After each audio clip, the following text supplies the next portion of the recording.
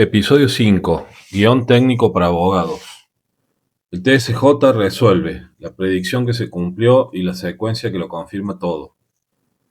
Al cerrar el episodio anterior de esta serie dije algo que en ese momento era una hipótesis. Dije que probablemente el Tribunal Superior de Justicia, cuando finalmente resolviera, encontraría la manera de cerrar el conflicto sin señalar a nadie, declarando abstracta la cuestión o resolviendo en términos tan acotados que ningún eslabón de la cadena quedara comprometido. Y agregué que si eso ocurría no sería una sorpresa, sino la confirmación de lo que este caso documentó desde el principio. El 17 de marzo de 2026, el Tribunal Superior de Justicia dictó resolución. En este episodio voy a analizar ese fallo, lo que dice, lo que no dice, lo que omite deliberadamente y una secuencia de hechos ocurrida ese mismo día que completa el cuadro de manera que ninguna explicación institucional puede cubrir con comodidad. El fallo, lo que dice. El Tribunal Superior de Justicia, mediante resolución dictada el 17 de marzo de 2026 y firmadas por los tres vocales de la Sala Penal, desechó el recurso de queja interpuesto por la defensa contra el auto 629 de la Cámara de Acusación, que había declarado inadmisible el recurso de casación.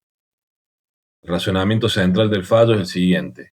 La queja implica analizar si el recurso de casación fue debidamente denegado. El recurso de casación procede contra sentencias definitivas o resoluciones equiparables. La resolución impugnada no es sentencia definitiva ni equiparable porque no hay gravamen irreparable. Y no hay gravamen irreparable porque el habeas corpus fue resuelto. El auto 366 del juzgado de control encausó el planteo como control jurisdiccional. El expediente del habeas corpus fue acumulado al expediente principal y la defensa tiene apelaciones pendientes ante la Cámara de Acusación que constituyen la vía recursiva disponible. Esa es la estructura completa del razonamiento. 4 pasos, 2 páginas y media de considerandos, costas a cargo de la defensa. Lo que el fallo no dice. Hay 3 omisiones en este fallo que no son descuidos, sino decisiones. La primera es la más grave y la más documentable. El punto 5 del fallo afirma textualmente que el recurrente no desarrolla ningún argumento eficaz para refutar el argumento del decreto. Esa afirmación es objetivamente incorrecta. La ampliación del recurso de reposición presentada el 27 de noviembre de 2025 hace exactamente eso. Cuestiona la confiabilidad de la certificación telefónica como base del decreto, analiza en detalle los autos 361 y 366 y demuestra que no contienen apertura formal del trámite del habeas corpus, conforme al artículo 47 de la Constitución Provincial y la Ley 23.098. Y señala que la expresión encausado como control jurisdiccional usado en la certificación telefónica es ambigua y no equivale a trámite constitucional autónomo. Ese escrito tiene fecha, tiene número de presentación y está en el expediente que el Tribunal Superior tenía a la vista cuando redactó el fallo. El fallo no lo menciona en ningún momento. La segunda omisión es el propio artículo 47 de la Constitución Provincial. En todo el fallo, incluyendo la exposición de los argumentos de la defensa y el análisis del tribunal, el artículo 47 no aparece mencionado ni una sola vez. Es la norma constitucional central de todo el planteo. Establece el plazo de 24 horas, impone el deber de decidir como obligación ineludible y prevé la destitución del juez como consecuencia del incumplimiento. El Tribunal Superior resolvió una queja sobre la obliteración de un habeas corpus garantizado por esa norma sin mencionarla en ningún momento del fallo. No la aplicó, no la interpretó, no evaluó si el auto 366 satisface sus estándares. La ignoró completamente. La tercera omisión es la más silenciosa pero igualmente significativa. El fallo afirma como hecho probado que el expediente del habeas corpus fue acumulado al expediente principal 13705.420, pero el expediente principal, consultado en el sistema SAC del propio Poder Judicial de Córdoba, no registra en su solapa de expedientes relacionados ninguna vinculación con el expediente del habeas corpus. El habeas corpus no figura ahí. La acumulación que el Tribunal Superior dio por probada no es verificable en el sistema que el propio Poder Judicial administra. La única fuente de esa acumulación era una certificación telefónica del 20 de noviembre de 2025, cuya confiabilidad la defensa había cuestionado detalladamente en la ampliación que el fallo ignoró. La firma del vocal.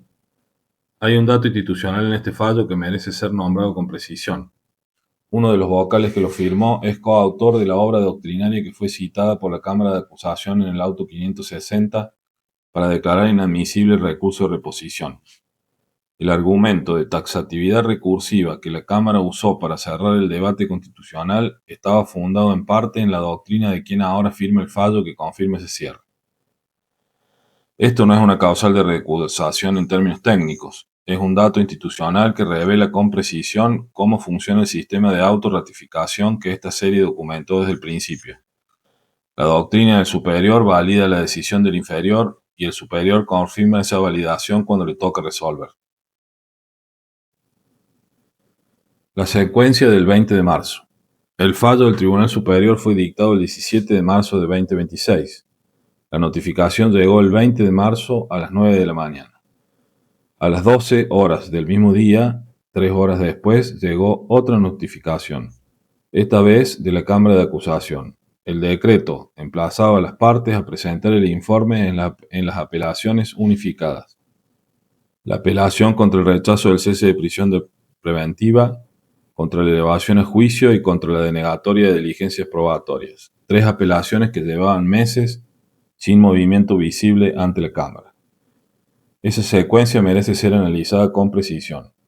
El Tribunal Superior rechazó la queja argumentando que no hay gravamen irreparable porque la defensa tiene apelaciones ordinarias disponibles ante la Cámara de Acusación. Eso fue a las 9 de la mañana del 20 de marzo. 3 horas después, la Cámara de Acusación, que llevaba meses sin mover esas apelaciones, emitió el decreto que las activa por primera vez. No hay ninguna explicación procesal que justifique esa coincidencia temporal. Las apelaciones no tenían plazo vencido que obligara a la Cámara a actuar ese día. No había ninguna presión externa que explicara por qué ese decreto salió exactamente 3 horas después de la notificación del fallo del Tribunal Superior. La Cámara podría haber emitido ese decreto cualquier otro día de los meses anteriores. Eligió ese día y esa hora. Lo que esa secuencia muestra no requiere inferencias sobre motivaciones. Es un hecho verificable con los timestamps de las dos notificaciones. El Tribunal Superior cerró la vía constitucional argumentando que existe la vía ordinaria. Y 3 horas después, la Cámara activó esa vía ordinaria que llevaba meses paralizada. Lo que el fallo confirma sobre el sistema. Al cerrar el episodio anterior dije que el Tribunal Superior probablemente encontraría la manera de cerrar el conflicto sin señalar a nadie. El fallo del 17 de marzo confirma esa predicción con una precisión que va más allá de lo que anticipé. No declaró abstracta la cuestión, no resolvió en términos tan acotados que ningún eslabón quedara comprometido. Hizo algo más sutil y más revelador. Resolvió sobre una base fáctica incompleta, ignorando la pieza del expediente que refutaba su argumento central, omitiendo la norma constitucional que era el núcleo de todo el planteo y dando por probada una acumulación que el propio sistema del Poder Judicial no registra como verificable. Eso no es resolver mal, es no resolver. Es la misma no decisión que documentamos en el decreto del 20 de noviembre, en el auto 560, en el auto 629 y ahora con la firma del máximo tribunal provincial. El sistema de garantías constitucionales puede ser neutralizado por el propio sistema que debería protegerlo, sin que nadie asuma expresamente la responsabilidad de haberlo hecho.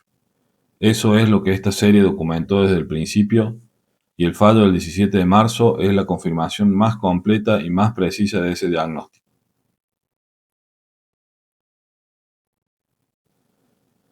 Lo que queda abierto. Este no es el final de la serie, es el final de una etapa.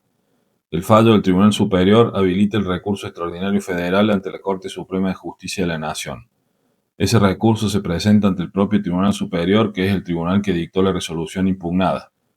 El Tribunal Superior evalúa su admisibilidad y decide si lo concede o lo deniega. Si lo concede, eleva las actuaciones a la Corte Suprema, que a su vez realiza su propio control de admisibilidad antes de darle trámite. Si el Tribunal Superior lo deniega, la vía disponible es la queja directa ante la Corte Suprema para que sea ella quien decida si el recurso fue indebidamente denegado. Ese recurso está siendo evaluado y preparado. Cada paso de ese recorrido será documentado en esta serie. Lo que no va a ocurrir es que este caso cierre en silencio. Está documentado con expedientes identificables, con números de causa verificables, con decretos y autos reproducidos en su texto literal y con timestamps precisos que muestran cómo operó el sistema en tiempo real. Eso no cambia el resultado del caso para la persona que está presa, pero construye algo que trasciende el caso individual, un registro público e irrefutable de cómo funciona el sistema de garantías cuando nadie lo mira, y de lo que ocurre cuando alguien decide mirarlo y documentarlo. Porque cuando la justicia no decide, también está decidiendo, y cuando se trata de la libertad de una persona, el silencio nunca es neutral.